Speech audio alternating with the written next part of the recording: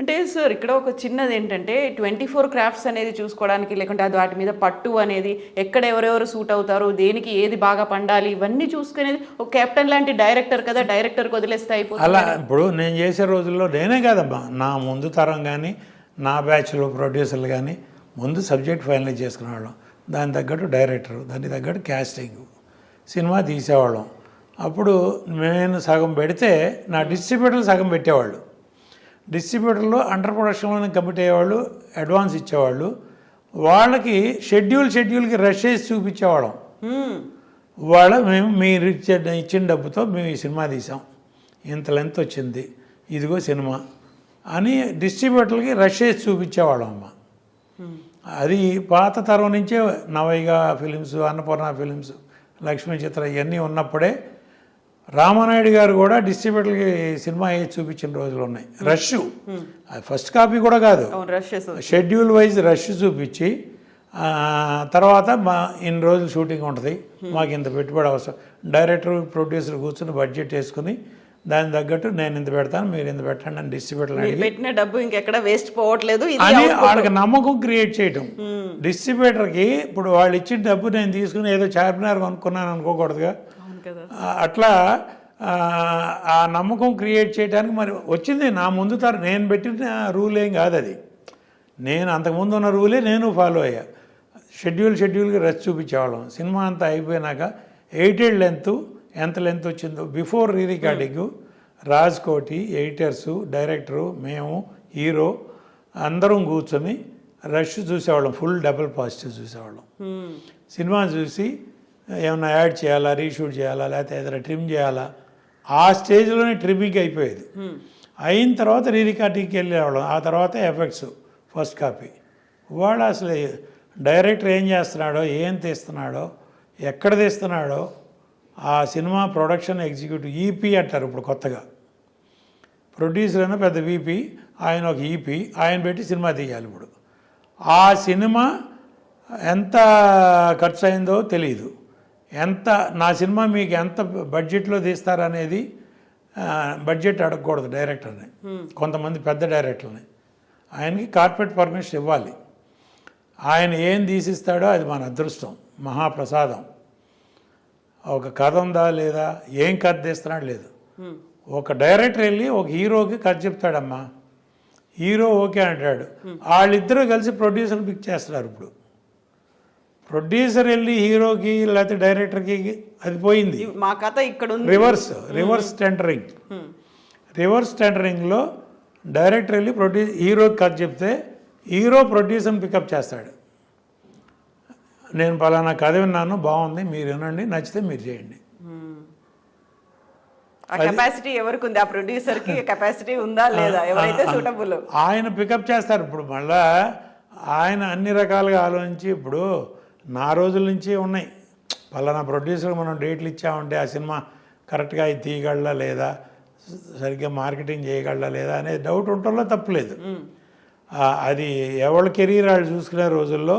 కానీ వాళ్ళు పిక్ చేయటమే ముందు ప్రొడ్యూసర్ని, పలానా ప్రొడ్యూసరు ఆహా పర్వాలా, ఈయనకు ఒక 5 కోట్లు 10 కోట్లు లాస్ వచ్చినా తట్టుకోగలడు అటువంటి వాళ్ళని పెడుతున్నారు.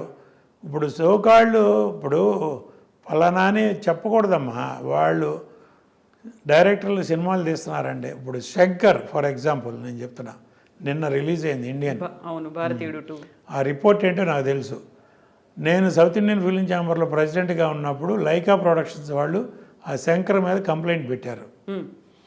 ఇది ఒక బడ్జెట్ మాకు రిటర్న్గా అగ్రిమెంట్ ఇచ్చి అనుకున్న బడ్జెట్ ఖర్చు అయిపోయింది, సినిమా 70% కూడా అవ్వలేదు, ఇంకా కంప్లీట్ చేయాలంటే నాకు కార్పొరేట్ పర్మిషన్ ఇస్తే కానీ నెక్స్ట్ షూటింగ్ ప్లాన్ చేయను అని కండిషన్ పెడితే ఆ ప్రొడ్యూసర్ లండన్ సుభాస్కరన్ నాకు ఫోన్ చేసి ఇట్లా ఉంది ఏం చేయాలంటే మరి ఏం చేయమంటారన్న, మేము కంప్లైంట్ పంపిస్తాం మీరు టేకప్ చేయండి అన్న. చేశాను, వాళ్ళని పిలిపించాం, మాట్లాడాం. తర్వాత వాళ్ళు మళ్ళీ డైరెక్టర్తో గొడవ ఎందుకులే అని కాంప్రమైజ్ అయ్యి ఏదో ఒక బడ్జెట్ అనుకుని కంప్లీట్ చేసి, ఆ అనుకున్న బడ్జెట్లో కూడా అవలా. తర్వాత 236 కోట్లు అగ్రిమెంటు, 230 తర్వాత ఇంకొక 150 కోట్లు ఎక్స్ట్రా ఇచ్చేదట్టు ఆ సినిమా కంప్లీట్ చేయడానికి.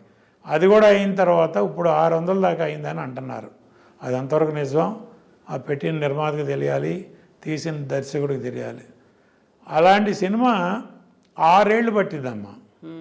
కంప్లీట్ 6 సంవత్సరాలు సినిమా మొదలుపెట్టిన కాడి నుంచి లైకా ప్రొడక్షన్స్ కాబట్టి వాళ్ళు ఏదో లండన్ నుంచి డబ్బులు పంపిస్తున్నారు, ఇక్కడ ఎవరో ఎగ్జిక్యూటివ్ ప్రొడ్యూసర్లు సినిమా తీస్తున్నారు, శంకర్ ఇష్టం వచ్చినట్టు తీస్తున్నాడు. తీస్తూ ఉంటే కంప్లీట్ మధ్యలో పాండమిక్ వచ్చింది. అఫ్కోర్స్ ఒక 2 ఇయర్స్ పోయింది. ఆ టైంలోనే ఈ కంప్లైంట్ ఇదంతా వచ్చింది.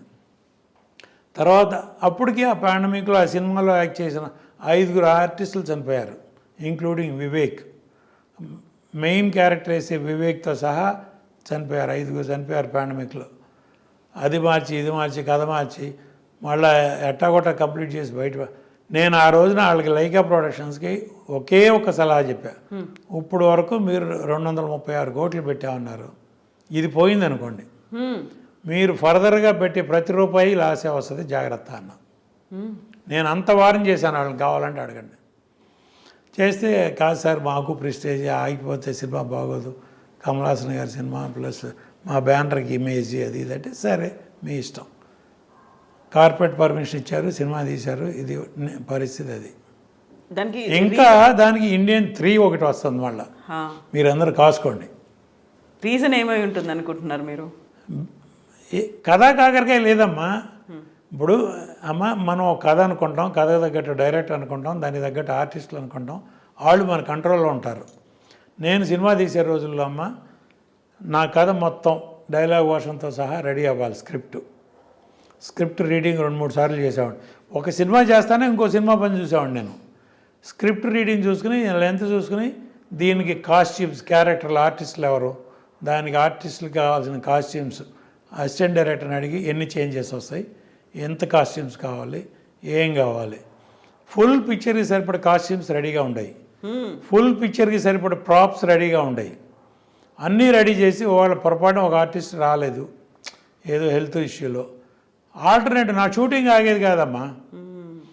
ఆల్టర్నేటివ్ ఏంటి, పలానా పని ఇదే ఆర్టిస్టులతో వేరే సీను, దానికి తగ్గట్టు కాస్ట్యూమ్ లేవు, ప్రాప్స్ లేవు అని అనకుండా మొత్తం రెడీగా పెట్టేవాడిని. అన్నీ ప్రీ ప్లాన్డ్గా పెడితే 32 నుంచి 35 రోజులమ్మా నేను పర్ సినిమా, అంతకంటే ఎక్కువ షూటింగ్లు చేయలే. దానవీర సూరకర్ణ ఎన్టీ రామారావు గారు 3 వేషాలు, ఒకే ఫ్రేమ్లో 3 రామారావు గారు కనబడతారు. 3 వేషాలు, ఆయన డైరెక్టరు, ఆయనే ప్రొడ్యూసరు, అన్ని బాధ్యతలతో 45 రోజుల్లో ఆ సినిమా కంప్లీట్ చేశారు. With so much in camera work, graphics లేవు ఆ రోజుల్లో. మిచెల్ కెమెరాలో 3 రామారావు గారు ఫ్రేమ్లో ఒకేసారి కనపడేవాళ్ళు. ఆ సినిమా 45 రోజుల్లో రామారావు గారు చేశారు. ఒక డెడికేషన్ అమ్మ. అదే ఇవాళ 6 సంవత్సరాలు కాదు 10 సంవత్సరాలు ఇవ్వండి ఎవరైనా తీయమని చూద్దాం, ఇంపాసిబుల్ అనమాట. వాళ్ళ అంటే ఒక రకంగా మాట్లాడితే టెక్నికల్గా పెరిగిపోయింది, ఇండస్ట్రీ పెరిగిపోయింది, టెక్నాలజీ పెరిగిపోయింది, మీ కథలు పెరగలేదు కదమ్మా. అమ్మే, నాన్నే కదా, మీకు అయ్యే కథలు కదా. ఎట్టా చెప్తారో ద వే ఆఫ్ టెల్లింగ్. మీరు 100 కోట్లు రిస్క్ చేసి ఆ 100 వస్తాయా రావా అని భయపడే బదులు 10 కోట్లు 10 సినిమాలు తీయండి, 10లో 5 సినిమాలు పోయినా 5 సినిమాలు మనం కాపాడతాయి. ఇట్లాంటి ఒక్క సినిమా పోతే మన గతేమాను. లైకా వాళ్ళు కాబట్టి తట్టుకున్నారమ్మా. అదే ఇంకొకటైతే